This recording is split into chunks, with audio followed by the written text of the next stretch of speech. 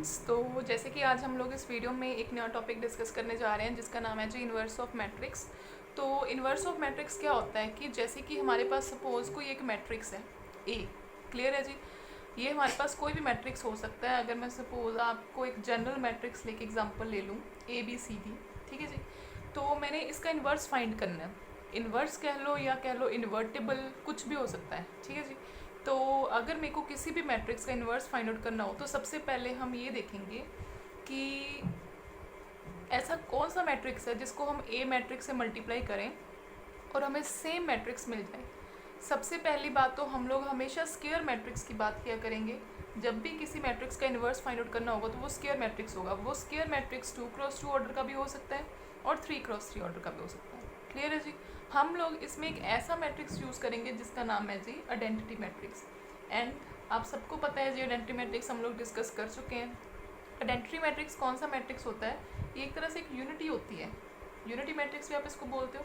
अगर मैं 2x2 में आइडेंटिटी लिखूँ तो वो क्या होती है जी 1 0 0 1, जिसके प्रिंसिपल डायगोनल के एलिमेंट होते हैं जी 1 और बाकी जो होते हैं एलिमेंट वो होते हैं 0। तो ये आइडेंटिटी होगी 2x2 ऑर्डर की। सिमिलरली 3x3 ऑर्डर की ऐसी आइडेंटिटी होती है जी 1 0 0 0 1 0 एंड 0 0 1, क्लियर है जी। ये होगी 3x3। हमेशा याद रखना, अगर हमारे पास मैट्रिक्स 2x2 ऑर्डर का है तो हम आइडेंटिटी भी 2x2 की यूज़ करेंगे। अगर हमारे पास मैट्रिक्स 3x3 का है तो हम आइडेंटिटी भी 3x3 की यूज़ करेंगे। जैसा कि हम लोग नॉर्मली अपने मैथमेटिक्स में देखते हैं कि अगर हम नंबर हमारे पास सपोज 2 है, क्लियर है जी। ऐसा कौन सा नंबर है जिसको मैं इसको मल्टीप्लाई करूँ और मेरे को ये सेम नंबर मिल जाए? तो ऑब्वियस है वो हमारी यूनिटी होती है 1, क्योंकि अगर मैं 2 को 1 से मल्टीप्लाई करूँगी तभी हमें 2 मिलेगा जी, क्लियर। तो सिमिलरली अगर मैं मैट्रिसेस में आ जाऊँ, मैट्रिसेस में भी यही काम होता है। जो हमारा ए मैट्रिक्स होता है, ऐसा कौन सा मैट्रिक्स है कि हम इसको मल्टीप्लाई करें और हमें ए ही मिल जाए? दैट इज़ आइडेंटिटी, क्लियर है जी।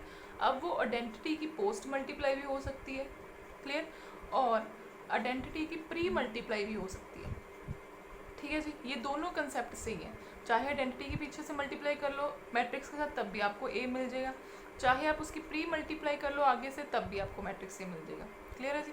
मतलब जैसे हम अपने मैथमेटिक्स में बात करते हैं 1, वो सेम एज अ काम मैट्रिसेस में कौन करता है जी? आइडेंटिटी, क्लियर है जी। तो ये तो हो गया जी हमारा सिंपल काम कि ऐसा कौन सा मैट्रिक्स होता है जो किसी मैट्रिक्स से मल्टीप्लाई होकर हमें सेम चीज़ देता है, और वो है जी हमारा आइडेंटिटी मैट्रिक्स, क्लियर। अब उसके बाद अगर मैं इसी क्वेश्चन में दोबारा से आ जाऊँ, क्लियर, और अगर मैं आपसे पूछूँ मेरे को 1 आंसर चाहिए, 2 को मैं किसके साथ मल्टीप्लाई करूँ कि मेरा आंसर 1 मिल जाए? ऑब्वियस सी बात है 2 का रेसिप्रोकल मतलब 1/2। या तो आप इसको रेसिप्रोकल बोल सकते हो उसी नंबर का, या आप इसको क्या बोल सकते हो? इन्वर्स बोल सकते हो, क्योंकि हमें पता है 2 का इन्वर्स 1/2 ही होता है, क्लियर है। तो हम अगर किसी भी डिजिट को उसके इन्वर्स से मल्टीप्लाई करें तब हमें आंसर क्या मिलता है? यूनिटी। तो अगर हम यही काम सेम यहाँ पे करें कि हमारे को आंसर आइडेंटिटी चाहिए तो क्या होएगा जी? ए को मल्टीप्लाई करनी पड़ेगी उसके इन्वर्स के साथ। सिमिलरली इस केस में हमें आंसर आइडेंटिटी चाहिए और ए इन्वर्स को मल्टीप्लाई करनी पड़ेगी ए से। वही काम आप ए इन्वर्स की पोस्ट मल्टीप्लाई भी कर सकते हो और ए इन्वर्स की प्री मल्टीप्लाई भी कर सकते हो, क्लियर है जी। तो ये दोनों कंसेप्ट सही हैं। तो ये तो होगी आपकी ओवरऑल इन्वर्स की डेफिनेशन कि जब भी हमें इन्वर्स निकालना हो तो हम क्या किया करेंगे कि अपने जो क्वेश्चन को स्टार्ट किया करेंगे ए इज इक्वल्स टू आई ए की हेल्प के साथ, कि हमारे पास यहाँ पे एक मैट्रिक्स पड़ा है और सिमिलरली यहाँ पे क्या पड़ा है? आइडेंटिटी। क्योंकि हमारे को पता है ये कंसेप्ट हमारा बिल्कुल करेक्ट है कि कोई भी मैट्रिक्स हमें कब मिल सकता है? जब उसी मैट्रिक्स को हम आइडेंटिटी से मल्टीप्लाई कर दें। अब हमें इन्वर्स कैसे मिलेगा? हम लोग एक इसमें नया जो कंसेप्ट यूज़ करेंगे वो कंसेप्ट है एलिमेंट्री ऑपरेशंस। मतलब कि हम अपने मैट्रिक्स का अगर इन्वर्स फाइंड आउट करना चाहते हैं वो किसकी हेल्प से फाइंड आउट करेंगे? एलिमेंट्री ऑपरेशन की हेल्प से। एक्चुअली इसका एक और मेथड होता है, वो होता है डिटर्मिनेंट मेथड। मैं वो मेथड तब डिस्कस करवाऊंगी जब हम लोग चैप्टर डिटर्मिनेंट स्टार्ट करेंगे, क्लियर। अभी हम मैट्रिसेस कर रहे हैं तो फिलहाल के लिए हम लोग सिर्फ एलिमेंट्री ऑपरेशन के साथ करेंगे। तो होता क्या है, ऑपरेशन जो लगते हैं आपके नाम से क्लियर है, एलिमेंट्री ऑपरेशन मतलब एलिमेंट्स के ऊपर ऑपरेशन लगेंगे। अब एलिमेंट्स जो होते हैं वो मैट्रिक्स के ये होते हैं ABCD, राइट। अब होगा क्या कि आपको पता है आपके मैट्रिक्स में एक रोज होती हैं और एक क्या होते हैं जी? कॉलम्स होते हैं, यही होते हैं। तो जो ऑपरेशन लगेगा या तो रो के ऊपर लगेगा या फिर क्या लगेगा जी, कॉलम के ऊपर। हम लोग दोनों ऑपरेशन अप्लाई कर सकते हैं, बट कंडीशन इज दैट जब आपने क्वेश्चन स्टार्ट कर लिया तो सिर्फ एक ही ऑपरेशन यूज़ करो। क्लियर है जी, तो आपको कन्फ्यूज़न नहीं होगी। अगर आपने रो ऑपरेशन स्टार्ट कर दिया तो रो के साथ ही सारा क्वेश्चन सॉल्व करो, अगर कॉलम ऑपरेशन लगा लिया तो कॉलम के साथ। क्लियर है जी, तो हम अपना क्वेश्चन स्टार्ट करते हैं जी। और आपने करना क्या है, जैसे कि मेरे पास एक मैट्रिक्स है, मैं आपको मैट्रिक्स लेके एग्जांपल लेके बताऊंगी 1 5 2 3, जैसे कि ये चीज़ है। क्लियर है जी, सपोज ये आपके पास मैट्रिक्स है और कोई आपको कह दे कि इसका इन्वर्स फाइंड आउट करना है, मतलब आपको क्या फाइंड करना है, ए इन्वर्स। क्लियर है जी, अब आपको ये चीज़ पता है कि हमारा जो ए होता है वो किसके इक्वल होता है, आई ए के। हम ऊपर डिस्कस कर चुके हैं, ए इज इक्वल टू किसके होता है जी, आई ए के।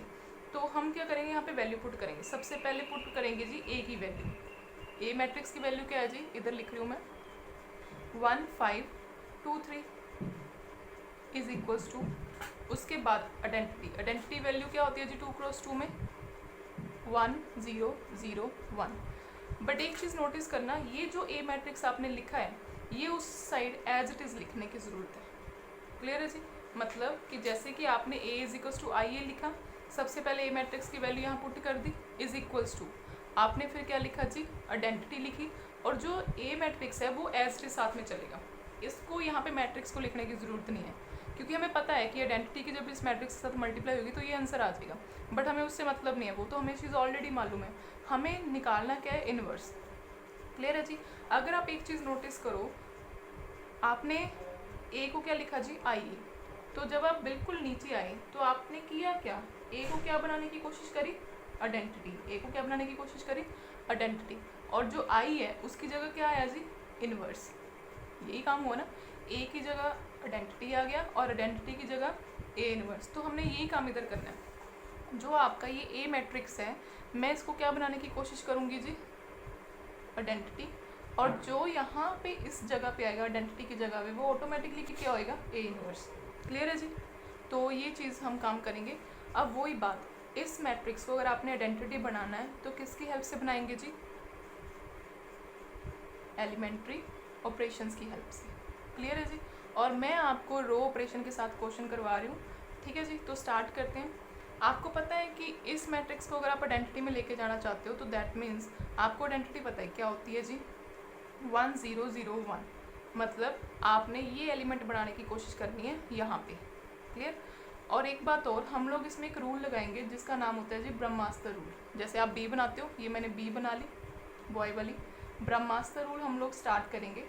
हम लोग यहाँ से स्टार्ट होंगे, क्लियर, और ऐसे इस डायरेक्शन में चलेंगे, पहले नीचे को, फिर इस साइड, फिर इस साइड, और then back to step same वही पोजीशन पे यहाँ से स्टार्ट किया था। क्लियर है जी, तो स्टार्ट करते हैं जी। जैसे कि हमारे पास ये मैट्रिक्स है, सबसे पहले यहाँ से स्टार्ट होना है। आइडेंटिटी के अकॉर्डिंग इस पोजीशन पे कौन होता है जी, 1, तो यहाँ पे कौन है, 1, तो इसको चेंज करने की ज़रूरत नहीं है, तो यहाँ पे 1 ही रहेगी। क्लियर है, यहाँ पे 5। प्रॉब्लम ये है, जब हम 1 से बिल्कुल नीचे आएंगे तो यहाँ पे क्या है जी, 2, हमें आइडेंटिटी के अकॉर्डिंग यहाँ पे क्या चाहिए, 0। अब मेरे को आप ये बताओ कि 2 को आपने 0 बनाना है, कैसे बनाओगे। सबसे पहले बात आप ये नोटिस करो कि 2 कौन सी रो में प्रेजेंट है, सेकंड रो में, मतलब सेकंड रो पे ऑपरेशन लगेगा। क्लियर है जी, अब सेकंड रो पे जब ऑपरेशन लगा रहे हो आप, सेकंड रो पहले लिखनी है आपने, हमेशा जिस रो पे ऑपरेशन लगेगा वो चीज़ आपने पहले लिखनी है। हमेशा जब भी किसी चीज़ को 0 बनाना हो, किसी भी एलिमेंट को 0 बनाना हो, तो विद दी हेल्प ऑफ 1 से बनाओ। मतलब आप अगर R2 लिखोगे -2 को मल्टीप्लाई करोगे R1 से, तो ऑटोमेटिकली यहाँ पे क्या बन जाएगा, 0। सेकेंड रो पे ऑपरेशन लगाया, सेकेंड रो -2 इंटू R1, तो यहाँ पे क्या बन जाएगा जी, 0। तो देयरफॉर हम लोग ऑपरेशन लगाना स्टार्ट करते हैं। पहली row as it is, second row के ऊपर ऑपरेशन लगा, 2 -2 इंटू 1 क्या हो जाएगा जी, 0। 3 -2 इंटू 5 कितना हो गया जी, 3 - 10 मतलब -7 इज इक्वल्स टू। अब एक चीज़ नोटिस करना, अगर आप इस साइड ऑपरेशन लगा रहे हो तो इस साइड भी लगेंगे, क्योंकि हम लोग ये अपना इक्वल का निशान डाल रहे हो, और इक्वल का यही मतलब होता है इक्वलिटी का, कि जो काम आप लेफ्ट हैंड साइड पे करो वो राइट हैंड साइड पे भी करोगे। राइट हैंड साइड पे भी सेकंड रो पे ऊपर ऑपरेशन लगेगा। सेकंड रो क्या कह रही थी, सेकंड रो मतलब 0, -2 इंटू 1 कितना हो जाएगा जी, 0 - 2 माइनस का 2, और यहाँ पे सेकेंड मतलब 1 -2 इंटू 0, सिर्फ 1 नहीं बचेगा। ये ए को आपने कुछ नहीं करना, ये एज इट इज साथ एज इट इज। क्लियर है जी। अब उसके बाद अकॉर्डिंग टू ब्रह्मास्त्र यहाँ पे 1 बन गया, यहाँ पे 0 बन गया। फिर इस साइड आओ, यहाँ पे क्या चाहिए होता था आपको अकॉर्डिंग टू आइडेंटिटी 1। अब किसी भी एलिमेंट को 1 बनाना हो, पहली बात तो देखो ये कौन सी रो में पड़ा है जी, सेकंड रो में। इसको आपने 1 बनाना है। क्या मैं कर सकती हूँ -1/7 से मल्टीप्लाई, क्योंकि अगर मैं -1/7 को मल्टीप्लाई कर दूँ इसी रो के साथ तो ईजिली यहाँ पे क्या बन जाएगा 1 हमेशा कैसे बनाना है आपने, मल्टीप्लाई और डिवाइड करके। 0 बनाना होता है तो 1 की हेल्प से बनाना होता है। क्लियर है जी। तो सेकंड रो पे ऑपरेशन लगाओ again, first row as it is, इसको -1/7 से मल्टीप्लाई करा 0 ही आएगा, यहाँ पे आ जाएगा 1 is equals to, second row पे ऑपरेशन लगाया -1/7 से मल्टीप्लाई करा 2/7 और ये आ गया -1/7 और ये second A as it is. Clear है जी। एक बात ध्यान रखना, जब भी आप ऑपरेशन लगाते हो किसी भी एलिमेंट के ऊपर, जो आप पीछे एलिमेंट बना के आए हो उसके ऊपर कोई इफेक्ट नहीं पड़ना चाहिए। क्लियर। यहाँ से स्टार्ट हुए थे, 1 आ गया, 0 आ गया, 1 आ गया, फिर ऊपर जाओगे, यहाँ पे क्या बनाना है अभी आपको 0, मतलब R1 पे ऑपरेशन लगेगा, क्योंकि अब जो भी ऑपरेशन लगेगा वो फर्स्ट रो पे लगेगा, क्योंकि 5 जो है आपके फर्स्ट रो का एलिमेंट है। फर्स्ट रो पे ऑपरेशन लगाया, फर्स्ट रो पहले वही लिख ली। अब इसको 0 बनाना है विद द हेल्प ऑफ 1, -5 को मल्टीप्लाई करोगे R2 से। अब देखो 1 यहाँ पे भी है और यहाँ पे भी है। अब आपको यूज़ कौन सा करना है, जो रो में पड़ा है। ये तो पड़ा है जी कॉलम में, अगर मैं 5 के बिल्कुल सामने देखूँ तो ये एज अ कॉलम का काम कर रहा है ना। और अगर मैं 5 रो के अकॉर्डिंग देखूँ तो बिल्कुल इसके सामने ये वाली रो है, तो आप ये वाला 1 यूज़ करोगे। क्लियर है ये बात।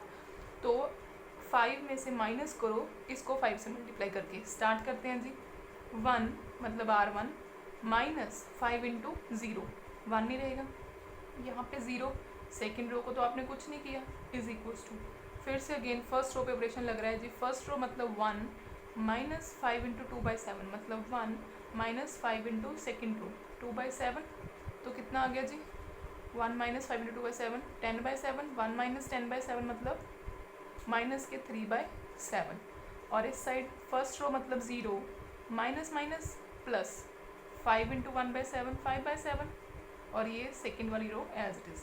मतलब वो रो पहले एज इट इज़ लिख लिया करो जिसके ऊपर कोई ऑपरेशन नहीं लग रहा, आपने सिर्फ चेंज कौन से एलिमेंट करने जिसके ऊपर ऑपरेशन लग रहा है। क्लियर है जी। तो अब आप एक चीज़ नोटिस करो, आपका ये आइडेंटिटी बन चुका है, इधर 1001 आइडेंटिटी हमारा आ चुका है, वैसे ही आपका क्वेश्चन ख़त्म। और जो इस साइड बना है वो क्या बना है जी, ए इनवर्स, और ये हो गया ए। तो दैट मीन्स आपकी जो ए इनवर्स की वैल्यू आई है वो क्या आई है जी -3/7 5/7 2/7 एंड -1/7। तो सारा क्वेश्चन यही था कि आपने अपने मैट्रिक्स को आइडेंटिटी तक बनाना है, जब तक आइडेंटिटी नहीं बनता आपका क्वेश्चन ख़त्म नहीं होएगा। अब नाउ लास्ट चीज़, अगर आपको चेक करना है कि आपका आंसर सही है, क्रॉस चेक कैसे करना है, कुछ नहीं करना है। ये आपका ए इनवर्स है जो आपने अभी निकाला, इसको मल्टीप्लाई कर दो अपने मैट्रिक्स के साथ, ये जो मैट्रिक्स स्टार्टिंग में गिवन था ये वाला।